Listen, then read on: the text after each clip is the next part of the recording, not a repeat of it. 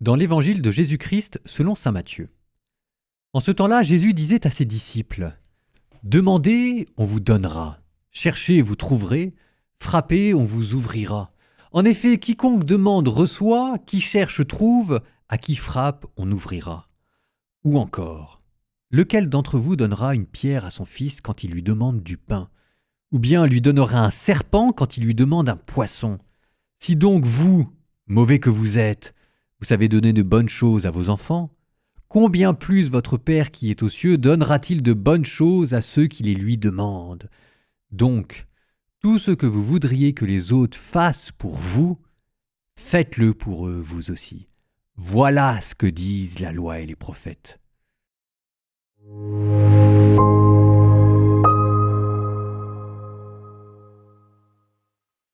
On appelle cela la règle d'or. Tout ce que vous voudriez que les autres fassent pour vous, faites-le pour eux vous aussi.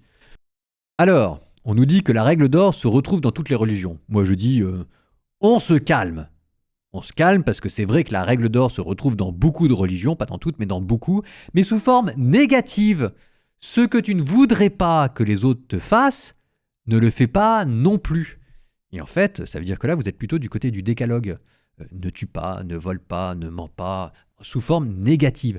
Ici, la règle d'or est présentée de manière positive. Tout ce que tu voudrais que les autres te fassent, fais-le pour eux. C'est exactement la différence entre l'Ancien Testament et le Nouveau Testament. Et cette règle d'or, ce qu'il y a de très beau, c'est que c'est une règle très précise, très belle, très simple, qui résume à elle seule, et c'est Jésus qui vous le dit, toute la Bible. D'une certaine manière, la Bible, il n'y a pas besoin de l'étudier. En une phrase, c'est plié. Tout ce que vous voudriez que les autres fassent pour vous, faites-le pour eux vous aussi. Et même, il faudrait aller jusque-là. Tout ce que vous voudriez que les autres fassent pour vous, en fait, c'est même qu'ils nous aiment. Ça va jusque-là. On ne veut pas seulement de l'argent et que les anges soient gentils avec nous. On voudrait un minimum d'affection, de reconnaissance, et puis même que les gens s'attachent à nous parce qu'on a un petit cœur et que voilà quoi. Bon, si jamais vous voulez que les gens vous aiment, et c'est ce que tout le monde veut, faites-le pour eux vous aussi. Aimez les gens. Et vous voyez, ce qui est intéressant, c'est qu'ici, vous les aimez pas tellement par devoir, vous les aimez parce qu'en fait, il y a un rêve. Le rêve, c'est qu'un jour, vous aussi, on vous aime, et rassurez-vous, on vous aime.